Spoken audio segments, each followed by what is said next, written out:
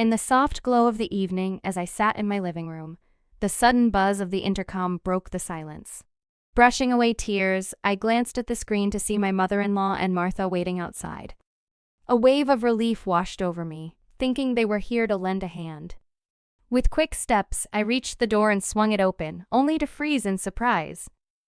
"Please, bring everything inside," my mother-in-law instructed, and a group of people, chirpy and full of energy, who appeared to be movers, made their way in, apologizing as they passed by me.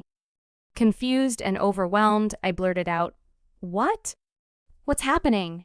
My voice must have carried because my son, Roger, rushed down from his room, worry etched on his face. "What's wrong, Mom?" he asked, eyeing the movers who were now swiftly occupying our space with boxes and furniture. I don't know," I stammered, turning to look at him, equally puzzled. Suddenly, the harsh reality was voiced. "We're taking over this house. It's time for you to leave," my father-in-law, Terry, commanded with a firmness that brooked no argument, even as the movers continued their task. Roger's face drained of color. "No, you can't do this. Auntie, don't they know?" he pleaded, his voice barely above a whisper. "This house, it's not Dad's anymore. And it's haunted." The room fell silent as Terry paused and the movers halted, all eyes on Roger, who was now shaking. "My name is Christina, and I'm 39, married to Keith, who is 40 and a dedicated businessman. Keith, the epitome of calmness, doesn't indulge in vices. He's all about work and spending cozy movie nights with me. Our son, Roger, once a regular companion on these family evenings, now found himself busy with middle school, leaving Keith and me reminiscing about the past. Keith often spoke fondly of his school days, proud of his decision to attend a local public high school over the prestigious one where his parents taught. He was a star student, involved in leadership roles and cherished memories with his high school buddy, Terry. "You were a model student, weren't you?" I'd tease him. His response, always with a laugh, was a reminder of simpler, happy times. "Are you enjoying this?" I asked him once during a movie night. "Yes," he replied. Then looking around, he added, "No, it's more than that. It's happiness." He spoke of our home, our family, with a sincerity that warmed my heart. "I have everything I need. A wonderful wife, a lively son," he said, his honesty making me feel cherished. "You meant to say a beautiful wife," I corrected, half joking, half serious. In this unexpected turmoil amidst movers and declarations of eviction, Keith's words echoed, a reminder of the love and unity that made this house a home, haunted or not. I playfully swung my arm towards Keith, and he dodged it with a laugh, affirming, "Yes, having a beautiful wife does indeed make me the happiest." Our current goal is to buckle down and work hard towards paying off our house's mortgage. Keith has arranged our finances in such a way that I can focus on being a stay-at-home mom without the stress of financial burdens weighing us down. I often find myself thinking how fortunate I am to have Keith, a man so considerate and kind as my partner. While we were sitting side by side, lost in the storyline of a DVD, these thoughts warmly filled my mind. Keith frequently shares how content he is with our married life. However, I can't shake off the feeling that his happiness was not as profound before we got married, especially during the times he spent at his parents' home. The tension and strained relationships he has with his family, particularly with his parents and his sister Martha, are evident and point towards underlying issues. The genesis of these issues, from what I've gathered, seems to revolve around Keith's decision to not attend the high school his parents had chosen for him. In contrast, Martha, who is 3 years his senior, complied with all their parents' wishes. She attended the high school they chose for her, maintained the high grades they expected, and even secured a job at a company they approved of. According to Keith, Martha's compliance has made her overly reliant on their parents, leaving her with a diminished capacity to make independent decisions or adapt to unforeseen circumstances. This dependency manifested clearly when Martha ventured into the workforce. Accustomed to operating under explicit instructions, she found herself paralyzed in a work environment that demanded initiative and independence. Her discomfort and inability to adapt led her to resign in less than a year. Subsequently, her parents hurriedly arranged a marriage for her, choosing a husband on her behalf. Despite having a capable son in Keith, they went as far as to adopt my brother-in-law, making him part of their household, a move that puzzled me greatly. I often ponder over the need for Keith's parents to adopt another son when they already had Keith, who was perfectly capable and deserving of their love and attention. Keith's father is an ordinary businessman, yet there seemed an undue emphasis on projecting a certain image, particularly through the education of their children. They stretched their finances to send Keith and Martha to private high schools, a decision Keith attributes to his parents' desire to maintain a facade of affluence and prestige. Keith recounted stories of a wealthy family living near his parents, with a daughter the same age as Martha. The girls spent their childhood playing together, but as they entered elementary school, their paths began to diverge. This story, among others, sheds light on the complex dynamics and pressures within Keith's family, illustrating a pattern of decisions driven more by external appearances than by the well-being and preferences of the family members themselves. She attended a private school and started to drift apart from the other kids in our neighborhood. Keith's parents didn't have any big problems with that family, but they seemed pretty jealous. They worked hard to save money so Martha could go to private school too. Because of this, we often had simple meals at home, but Martha's school lunches were fancy, leading to a strange mix in what we ate. Keith decided he didn't want to deal with the pressure of a private school, so he chose a public high school instead. I think it was a smart choice, but his parents were really upset and started treating him differently. They used to love showing off about Martha's fancy school. When people asked about Keith, they probably felt a bit ashamed to say he went to a public school. They imagined a fancier lifestyle than they needed, which wasn't really better. Keith's family and Martha's, with her 2 kids, rent their house. Renting isn't bad, but I wonder if they could have spent their money better instead of just trying to look good. They borrowed money for Martha's education and are still paying it back. I've never really gotten how they think about money. This also shows up in how they give Christmas gifts. Martha's kids get more than Roger, which doesn't seem fair, especially since they all live together. It's sad to see Roger affected by this too. They also don't like that we own our house, a 3-story place with 4 bedrooms bigger than theirs. They make comments like, "Pretty fancy for a public school family," and say our nice house doesn't suit us. When they visit, they pick on small things like a stain or a scratch on the floor, and say our house isn't that great. Honestly, their attitude is pretty annoying. They don't have to come over if they don't like it here. Keith thinks they act this way because they're jealous. They don't have a lot of money, but we have our own house, even though we're still paying for it. Keith jokes that it's because they always want to look good to others. My brother-in-law probably earns a decent salary, and my father-in-law is still working in his 50s, but their debts slow them down. "Don't worry about it," Keith always says. But when Keith and Roger aren't home, my mother-in-law and Martha come over. Lately, they've started walking around our house while I'm busy in the kitchen. They talk about changing rooms to their liking, which is pretty bold. When I caught them and showed I was annoyed, they just faked a smile and made a snarky comment about me being slow with the tea.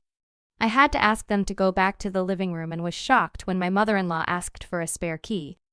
I couldn't give her one, knowing she might snoop around our things.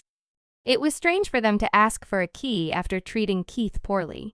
I told them I'd talk to Keith about the key, and later, we said no over the phone. My mother-in-law was mad, but we made it clear they should only visit when one of us is home. Keith's health suddenly became a concern. He was diagnosed with cancer after some tests, which left us speechless. The cancer was more advanced than we thought. The doctor said he didn't have long without surgery. Our insurance wouldn't cover all the costs, including the hospital bills, living expenses, and our house mortgage. Everything we had built seemed to fall apart. I was scared of losing Keith and worried about our future, feeling completely overwhelmed. I thought about asking my parents for help, but they're no longer with us. And being an only child, I didn't have other family to turn to. So, we decided to ask Keith's parents and Martha for help. We explained Keith's situation and how cancer treatments can work wonders these days. Martha didn't seem to understand how serious it was, and Keith's parents and Martha hesitated to offer financial support. "I remember hearing you've paid off your debts recently," we mentioned, hoping they'd consider helping. "We promise to pay you back. Could you lend us the money for Keith's surgery and hospital stay? The same money you saved for my private school tuition, could we use it now? We'll work hard to repay you," we pleaded with them, desperate for their help. But they refused, saying they had just started enjoying a bit of luxury. I suggested that my life insurance could cover the mortgage if something happened to me, and we could sell the house to repay them. I even offered to write a promise note. Despite our pleas, they remained unmoved. "Why don't you sell the house now?" they suggested. Selling the house was a thought. But after paying off the mortgage, we'd need to make sure there was enough left for Keith's treatment, hospital bills, and finding a new place to live. Keith had been sending money home even when he was single. It seemed only right that they help him now. But no matter how much we begged, their answer didn't change. Keith finally said it was enough, and we left. As we were leaving, my brother-in-law caught up to us and gave us $4,000, apologizing for not having more. He had been contributing to their debt repayments too. "I'll try talking to them again," he promised, asking us not to lose hope. We thanked him for his kindness. "Do you have any other plans?" he asked. "Yes, we're considering selling the house like Martha suggested," I replied, shocked by the reality of the situation. Selling a house isn't easy. It involves a lot of steps and wouldn't be quick enough, especially with Keith's upcoming hospital admission. Plus, we'd need to find somewhere new to live. "It's not as simple as it sounds." "It's okay. I know someone who can help," Keith said with a hopeful smile. Over the 3 years since his cancer was found, Keith fought bravely. Even though doctors said he had just a few months, he made many happy moments with us. There were many hospital visits, but we made the best of them. When the doctor told us Keith might not come home again, I called his family. They visited a few times, quickly leaving after a short visit, as if they were just checking on him. I didn't want to think they were only wondering how much time he had left.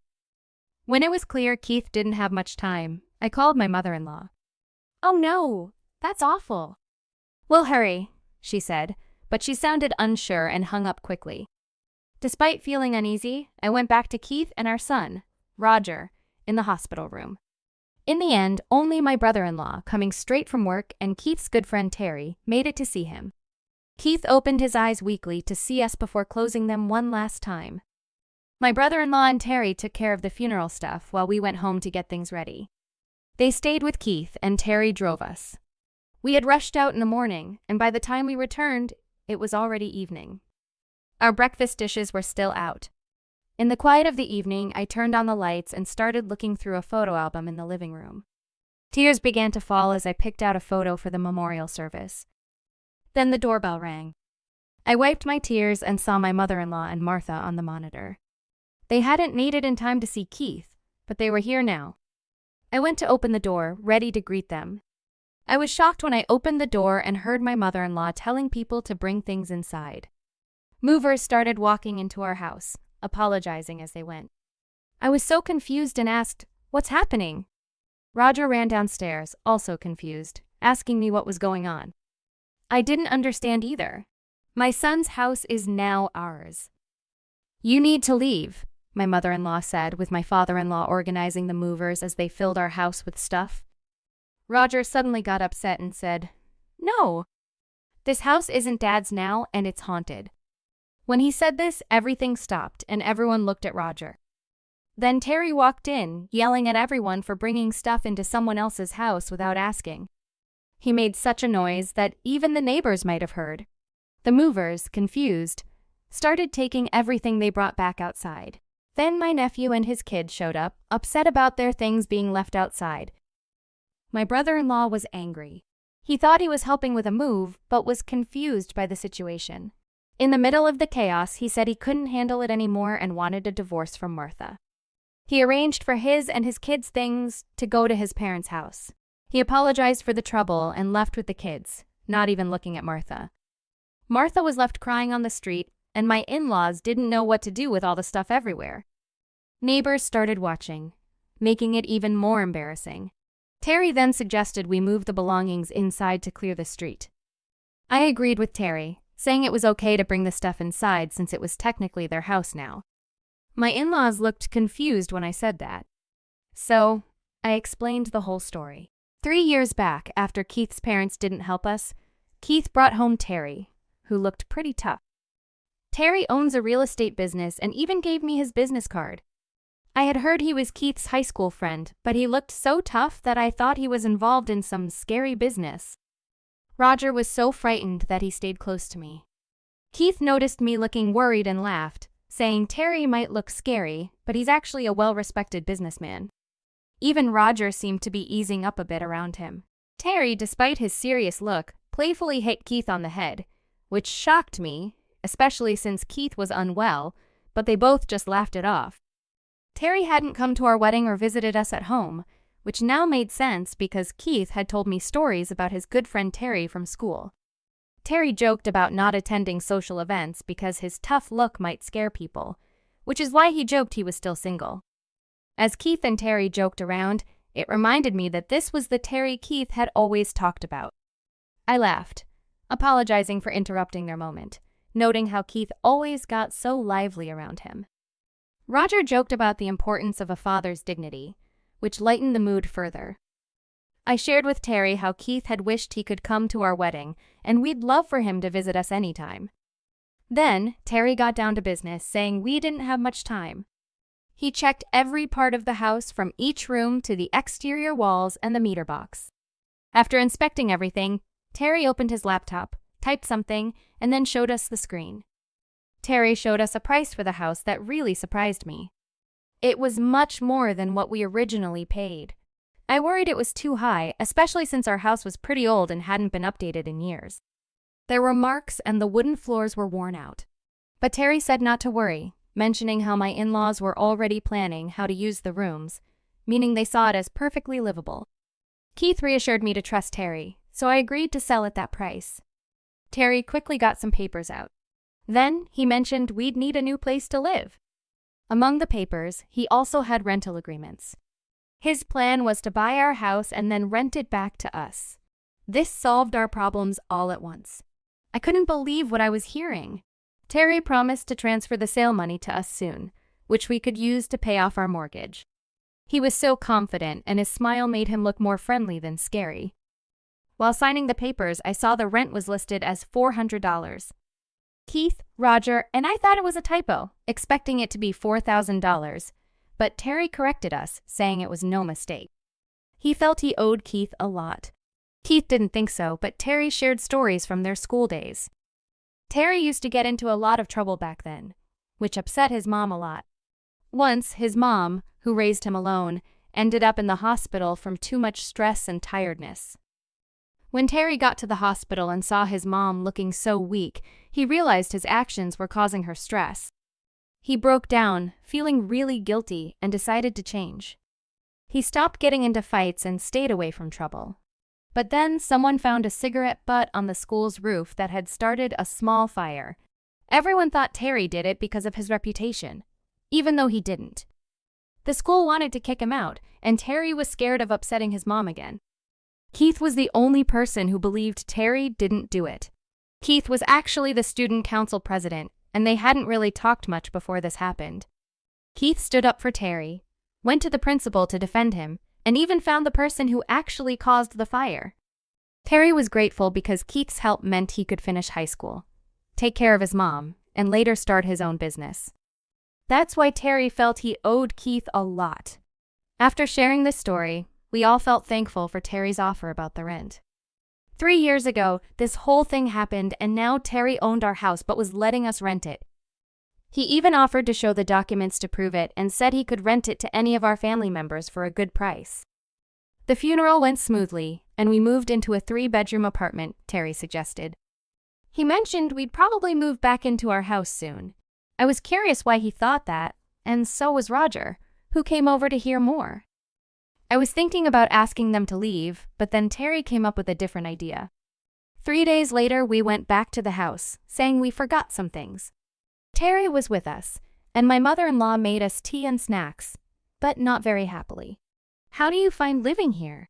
Roger casually asked his grandfather, who happily said it was great. Really? Do you ever hear weird noises like on the stairs or in the bathroom? Roger then acted scared and talked about how he thought he saw someone on the stairs when we weren't home, but there was nobody there. My mother-in-law said that was silly, but at that moment, Roger and Terry acted as if they heard something upstairs.